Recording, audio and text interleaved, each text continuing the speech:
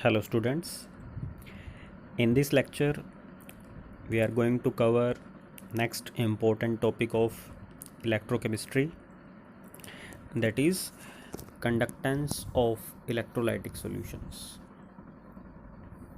अब तक हम इलेक्ट्रोकेमिकल सेल स्टडी कर चुके हैं और कंप्लीट उसकी EMF that is Nernst equation with applications of electrochemical series.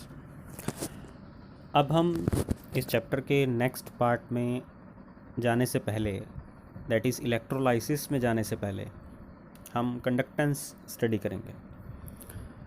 Electrolysis क्या होता है? हम इलेक्ट्रिसिटी की हेल्प से lysis that is break down करेंगे किसी भी केमिकल सब्सटेंस का। हमने इस बीकर में इलेक्ट्रोलाइट ले लिया, इलेक्ट्रोलाइटिक सॉल्यूशन, और इसमें से हम इन इलेक्ट्रोड्स की हेल्प से करंट पास करेंगे।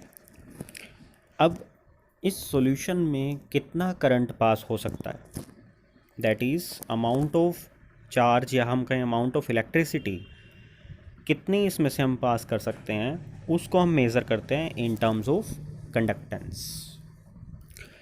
लेकिन हम कंडक्टेंस को स्टडी करने से पहले रेजिस्टेंस स्टडी करेंगे, और इलेक्ट्रोलाइटिक सॉल्यूशंस पे जाने से पहले हम थोड़ा सा रिलेशनशिप लेंगे फिज़िक्स में से, दैट इज़ मेटालिक कंडक्टेंस हम पढ़ेंगे।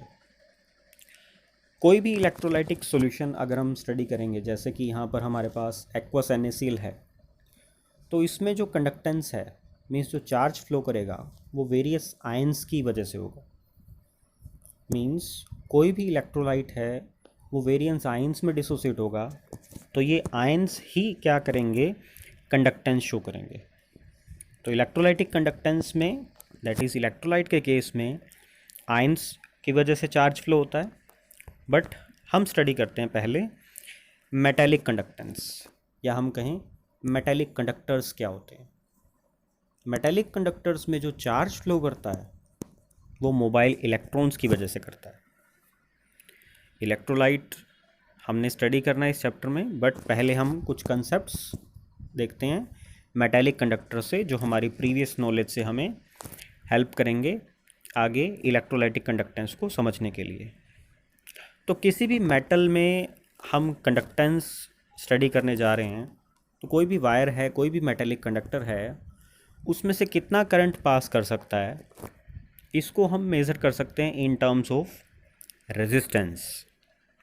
दैट इज़ रेजिस्टेंस क्या है, किसी भी कंडक्टर का रेजिस्टेंस ज़्यादा होगा तो कंडक्टेंस कम होगी। दैट इज़, क्योंकि रेजिस्टेंस क्या होता है, ये हमारे पास एक मेटालिक कंडक्टर है, तो रेजिस्टेंस क्या है, these are the restrictions, opposition है ये किसके लिए, to the flow of current.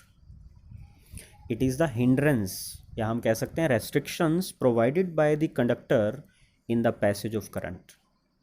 That is, ये एक अपोजिंग फोर्स है, हम कह सकते हैं this is an opposing force, जिसकी वजह से करंट ट्रैवल नहीं कर सकता, या हम कहें करंट को ये अपोज करता है फ्लो करने से।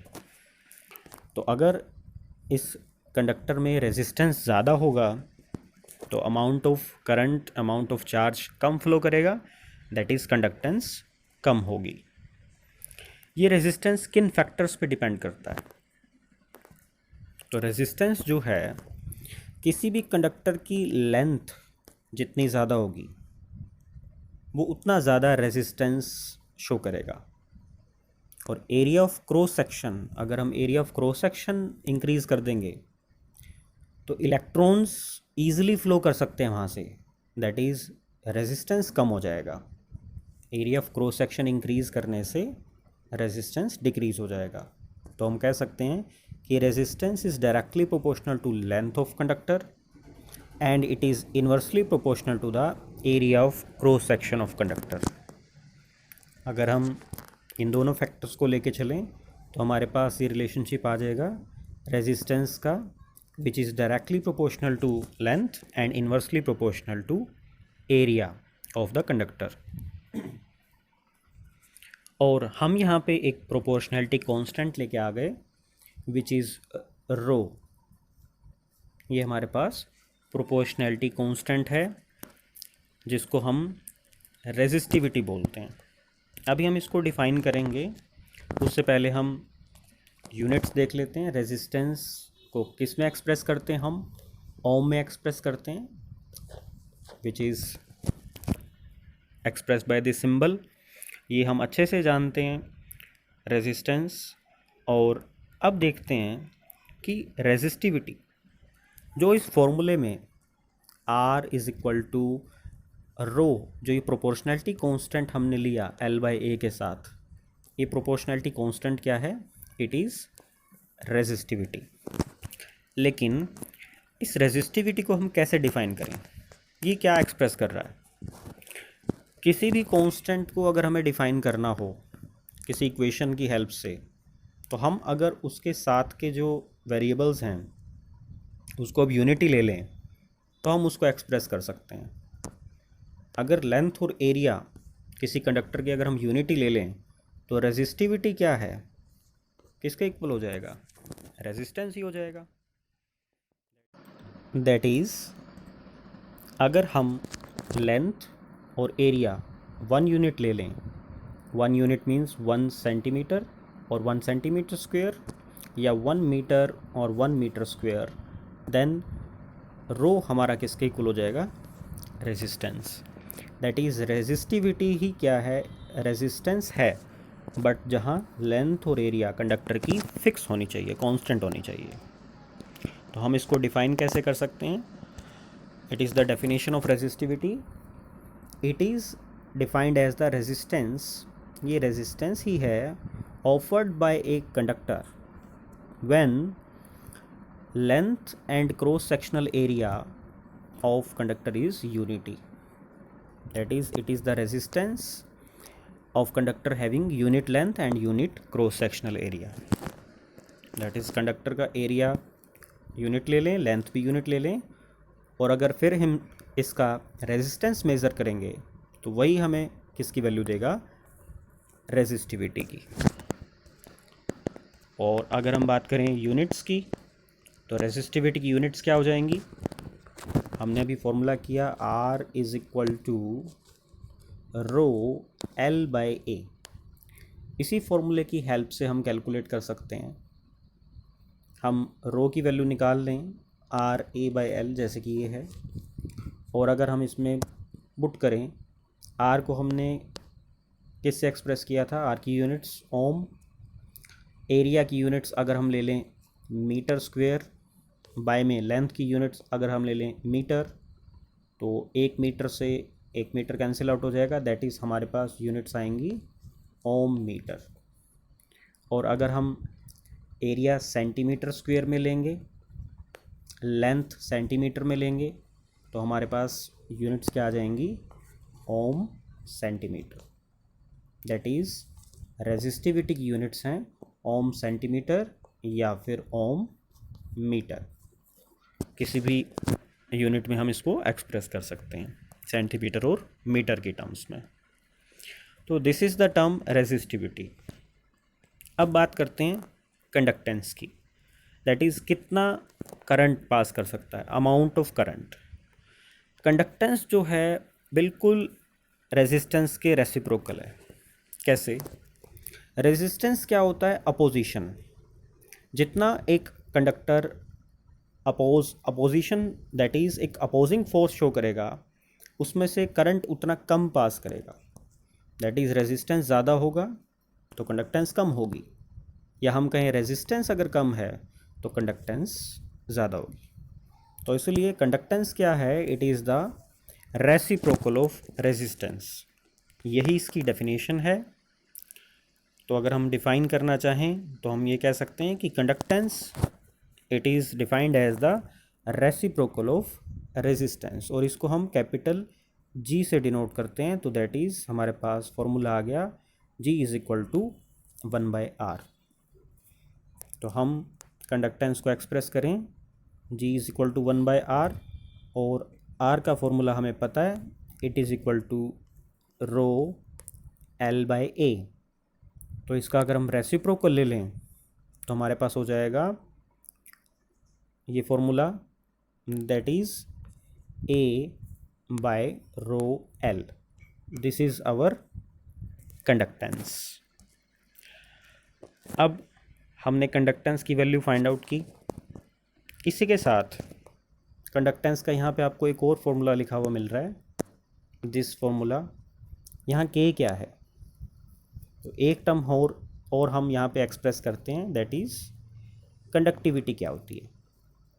जैसे हमने रेजिस्टेंस का रेसिप्रोकल देखा, इट इज़ कंडक्टेंस, ऐसे ही रेजिस्टिविटी भी क्या होती है, रेजिस्टिविटी भी रेजिस्टेंस है for unit length and unit area.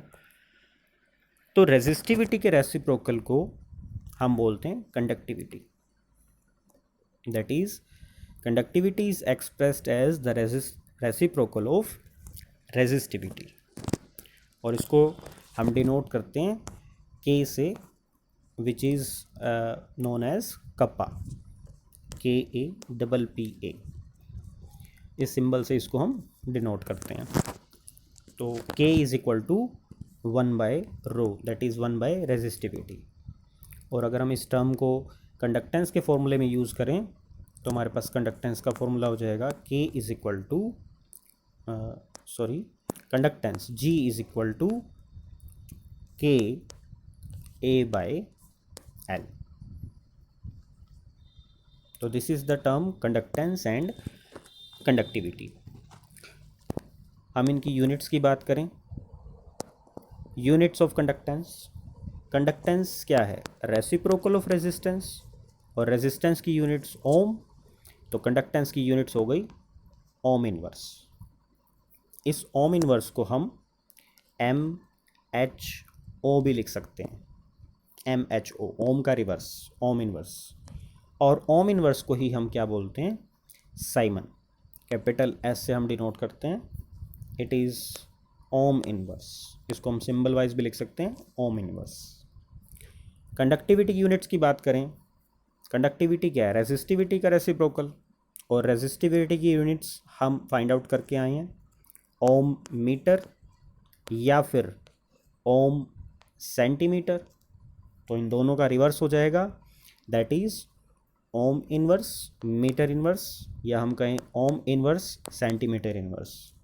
और ओम इनवर्स को हम क्या लिख सकते हैं, साइमन। तो यूनिट्स हो गई साइमन मीटर इनवर्स या फिर साइमन सेंटीमीटर इनवर्स। तो कंडक्टिविटी की यूनिट्स हैं हमारे पास साइमन मीटर इनवर्स या हम कहें साइमन सेंटीमीटर इनवर्स। अब हमारे पास टर्म्स कलेक्ट हो चुकी हैं, R resistance, rho resistivity, G conductance and K is conductivity. ये सभी टर्म्स हमने एक्सप्रेस की मेटेलिक कंडक्टर के लिए, दैट इज़ मेटेलिक कंडक्टेंस के लिए हम कह सकते हैं, मेटल के लिए। अब सेम टर्म्स हम एज इट इज़ यूज़ कर सकते हैं इलेक्ट्रोलाइटिक सॉल्यूशन के लिए। रेजिस्टेंस, रेजिस्टिविटी, कंडक्टेंस, कंडक्टिविटी, सभी टर्म्स एप्लीकेबल हैं इलेक्ट्रोलाइट के लिए। तो इलेक्ट्रोलाइट का जो हम सॉल्यूशन स्टडी करने जा रहे हैं उसकी कंडक्टेंस, रेजिस्टेंस सब कुछ हम मेज़र करेंगे सेम डेफिनेशंस के साथ, बट इसमें कन्फ्यूज़न है। मेटल की तो एक परफेक्ट लेंथ होती है, एरिया होता है, बट इलेक्ट्रोलाइट तो एक सॉल्यूशन है, उस सॉल्यूशन में लेंथ और एरिया क्या होगा। तो इलेक्ट्रोलाइट जो हम सॉल्यूशन ले रहे हैं बीकर के अंदर, हमने उसमें कोई भी सॉल्ट लिया, कोई भी इलेक्ट्रोलाइट लिया, उसको डिसॉल्व कर दिया, तो इलेक्ट्रोलाइटिक सॉल्यूशन में L और A कैसे एक्सप्रेस होता है, ये एक्सप्रेस होता है इलेक्ट्रोड्स की हेल्प से। जब हम बीकर में, यहाँ पे हम देखें इस बीकर के अंदर हमने 2 इलेक्ट्रोड्स लिए, जिसको हम ये A से डिनोट कर रहे हैं, तो ये 2 इलेक्ट्रोड्स के बीच में इन बिटवीन जो डिस्टेंस है, this is known as L, length, that is L is the length between the electrodes. दोनों इलेक्ट्रोड्स जो हम लेंगे, जिनको हम एनोड कैथोड भी डिनोट कर सकते हैं, इनके बीच में डिस्टेंस जो है that is, it is the L। And इस इलेक्ट्रोड का एरिया, वन इलेक्ट्रोड का, that is a is the area of cross section of electrode. तो वहाँ हमारे पास कंडक्टर का हम लेते थे, इलेक्ट्रोलाइट के अंदर हम इलेक्ट्रोड्स का डिस्टेंस लेंगे L and A is the area. तो बाकी फॉर्मूले हमारे सेम रहेंगे। कंडक्टेंस G इज़ 1/R, जिसको हम एक्सप्रेस भी कर सकते हैं, एंड कंडक्टिविटी इज़ 1/ρ। एक इसमें हम टर्म डिनोट करें, हमने यहाँ पर जो ये सेल कंस्ट्रक्ट किया एनोड और कैथोड की हेल्प से, तो इस सेल में हमने दो इलेक्ट्रोड्स के बीच में डिस्टेंस L वो कांस्टेंट रहेगा एक पर्टिकुलर सेल के लिए हमेशा, और एरिया ऑफ इलेक्ट्रोड ये भी कांस्टेंट रहेगा। तो जो हमारे पास L/A है ये एक पर्टिकुलर सेल के लिए कांस्टेंट वैल्यू है। इस कांस्टेंट वैल्यू को डिनोट करते हैं G∗, that is cell constant से। तो सेल कांस्टेंट एक टर्म हमारे पास क्या है, ये it is the ratio of length and area L/A for electrolytic solution. This is known as cell constant.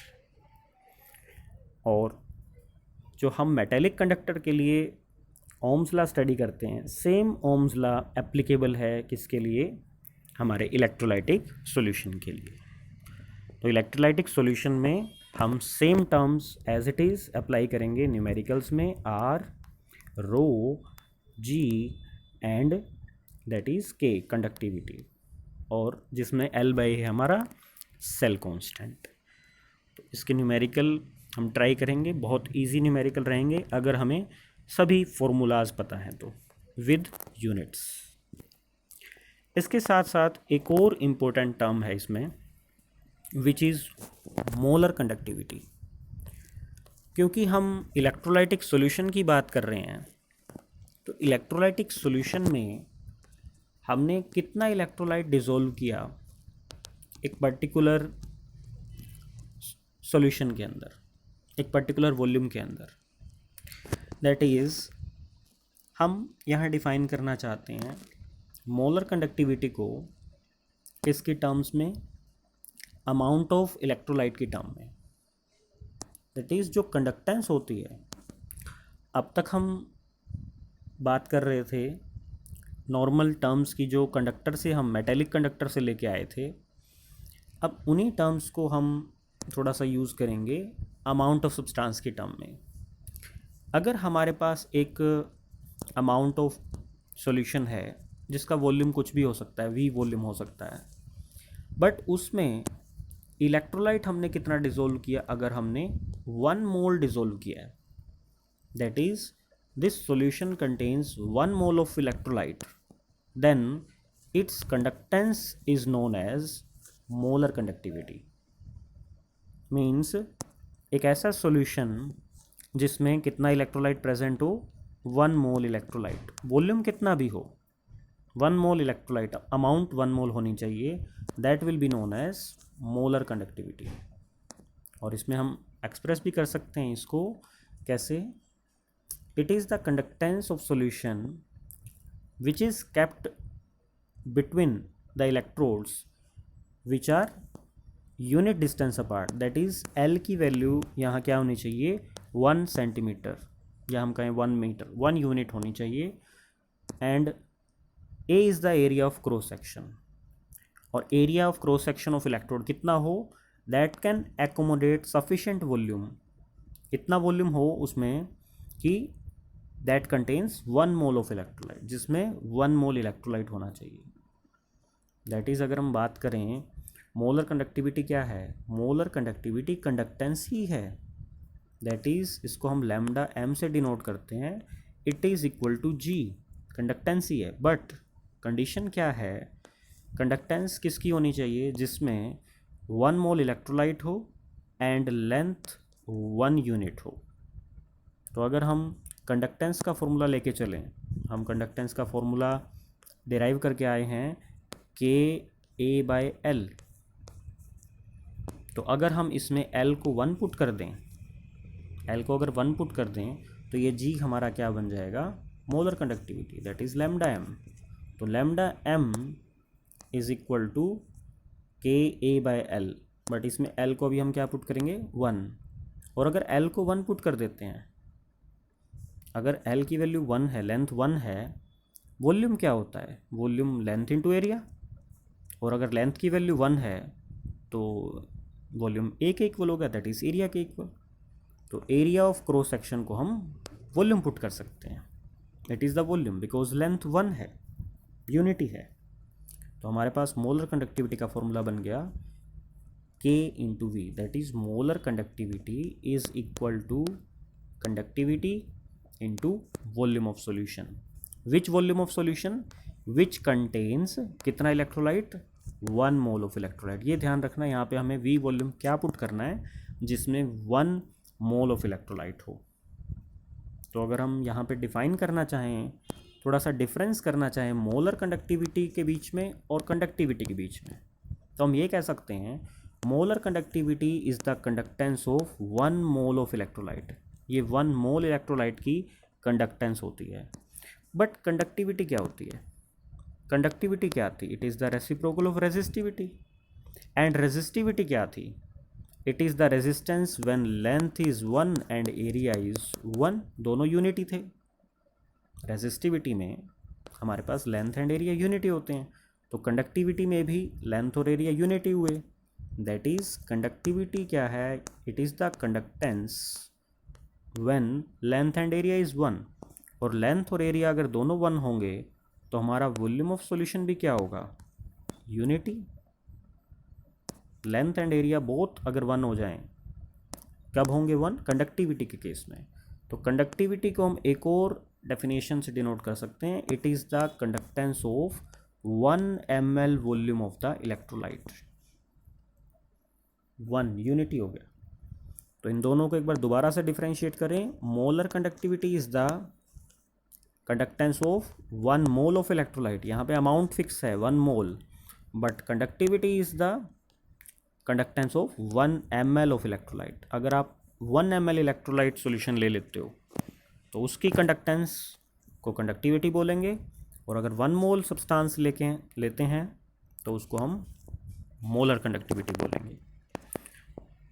अब हम बात करें इसकी यूनिट्स की, या इसका एक और हम एक्सप्रेशन देखते हैं मोलर कंडक्टिविटी का, which is more important from numerical point of view. हम यहाँ पे एक सॉल्यूशन ले रहे हैं, इलेक्ट्रोलाइटिक सॉल्यूशन, जिसमें हमने कुछ इलेक्ट्रोलाइट डिसोल्व किया हुआ है, और हमने इसमें क्या किया, वाटर ऐड कर दिया, दैट इज़ हमने डाइल्यूशन कर दी।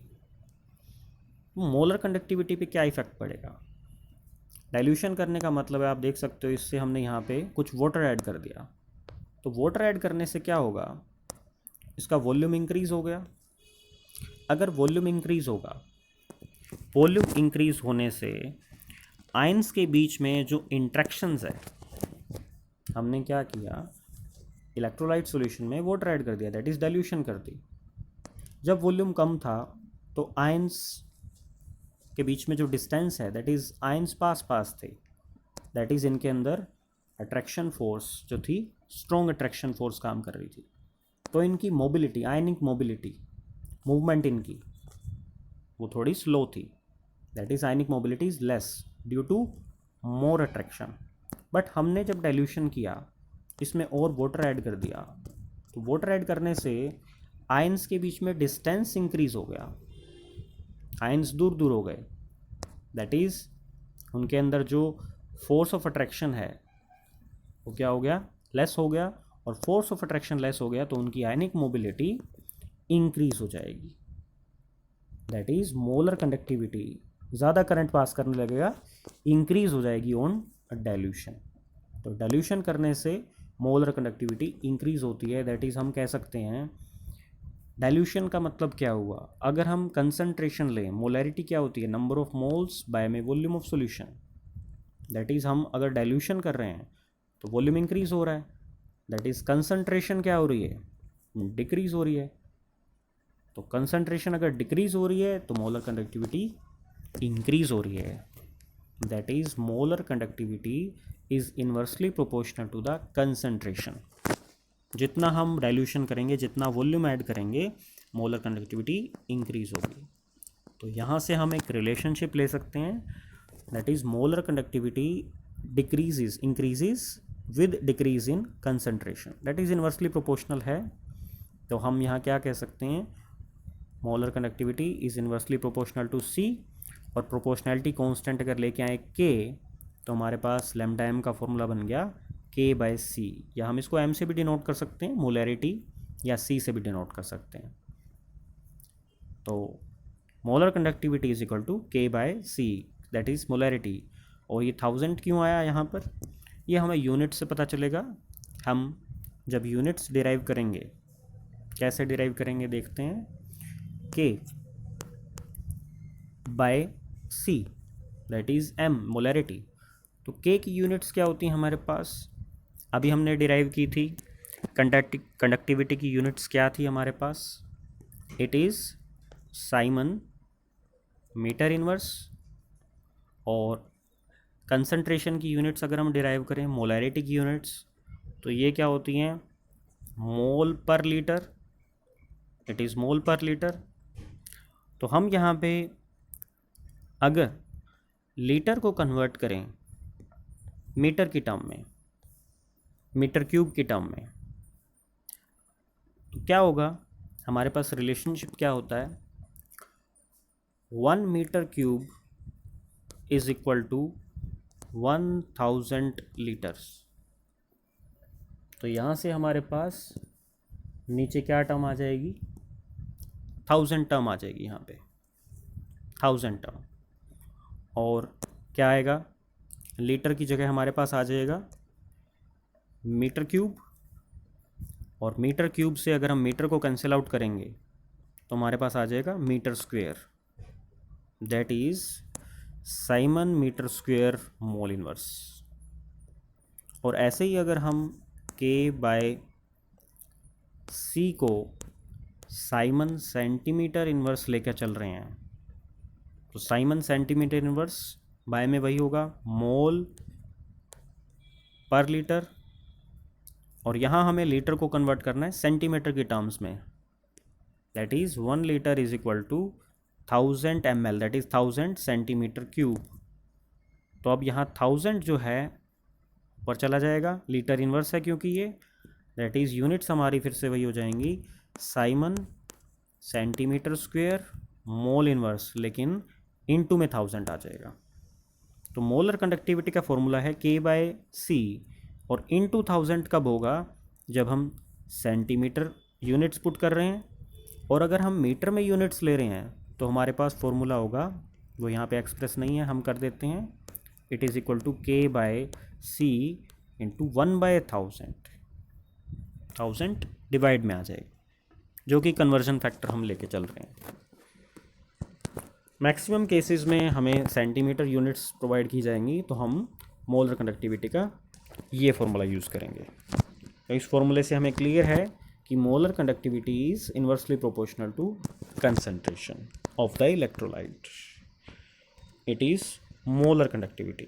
और ये हमारा रिलेशनशिप कंसंट्रेशन के साथ, इसी रिलेशनशिप को एक्सप्रेस किया जा सकता है graphically with a graph and with an equation which is d by Huckel-Onsager equation। क्या एक्सप्रेस करती है ये इक्वेशन, मोलर कंडक्टिविटी को कंसंट्रेशन से, अभी हम देख के आए हैं molar conductivity increases when concentration decreases. तो इसको हम इस रिलेशनशिप को ग्राफिकली एक्सप्लेन कर सकते हैं। कैसे कर सकते हैं, अगर हम कंसंट्रेशन कॉन्टीन्यूसली डिक्रीज़ करते जाएं, दैट इज़ हम इलेक्ट्रोलाइट में डाइल्यूशन करते जाएं, तो एक पॉइंट ऐसा आएगा हमने उसमें इनफाइनाइट डाइल्यूशन कर दी, बहुत ज़्यादा डाइल्यूशन कर दी, तब हमारे पास मोलर कंडक्टिविटी इंक्रीज़ होते होते एक मैक्सिमम वैल्यू पे पहुंच जाएगी, जिस मैक्सिमम वैल्यू को हम डिनोट करते हैं लैम्डा एम नोट से। Means when concentration approaches to zero, very less concentration, जिसको हम कहते हैं infinite dilution, then molar conductivity is maximum which is given by lambda m naught. तो हम यहाँ फर्स्ट पॉइंट देखें, when concentration is approximate zero, या हम कहें अप्रोचेज टू ज़ीरो, बहुत ज़्यादा डाइल्यूशन कर दी, then molar conductivity is lambda M naught. और इस लैम्डा एम नॉट को हम क्या बोलते हैं? This is known as limiting molar conductivity और molar conductivity at infinite dilution. इसको हम ग्राफिकली कैसे एक्सप्रेस कर सकते हैं? डी बाय हक्कल-ओनसागर इक्वेशन की हेल्प से, जो क्या है, lambda M is equal to lambda M naught minus A root C. C is the concentration and A is constant, जो स्लोप की हेल्प से हम फाइंड आउट कर सकते हैं. तो अगर इस इक्वेशन का हम ग्राफ प्लॉट करें तो हमें पता चल जाएगा कि मोलर कंडक्टिविटी वाई एक्सिस पे और कंसंट्रेशन का रूट एक्स एक्सिस पे, इन दोनों में क्या रिलेशनशिप है. तो ग्राफ प्लॉट करने के लिए हम इस इक्वेशन को कंपेयर करते हैं y is equal to M X plus C से. This is y, this is M X, then this is C.